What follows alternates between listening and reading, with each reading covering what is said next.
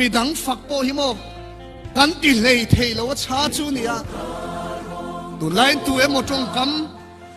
mansual zeu anan ne ya social media kan zui lui luya kan vom zui lui luya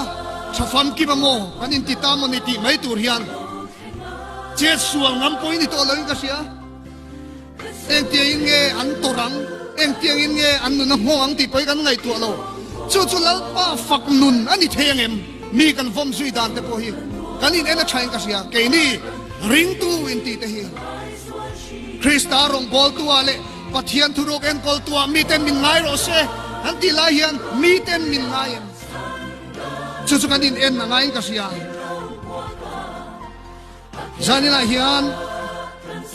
ra chu nga wang chuan kan chua thei lo thina le lama chang kan do ti sa le thi sen ni si lo te hi mo an chol ve si lo wa min be ya man la renga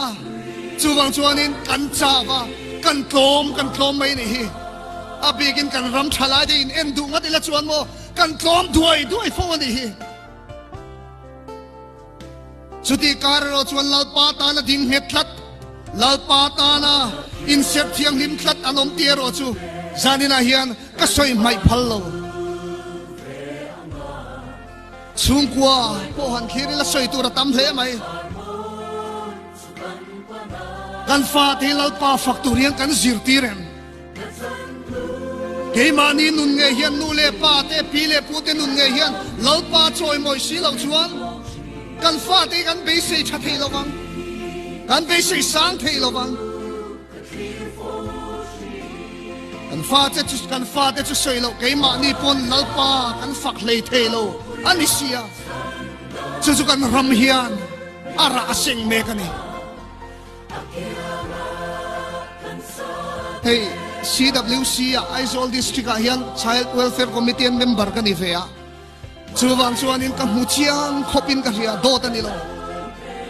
kan ram hi mo kan klei rol ruala no panga kan ram hi dam lo me ka kan khei si atam em mai ni nu le pa ten chungkua kan uap that lo wangin fa ten an tuar me ka lalpa kan buai pui lo wangin nu pain chen kan tam em ma kan fa ten fasha le sia kal na turan ne lo bazara te khola ya ten ria ka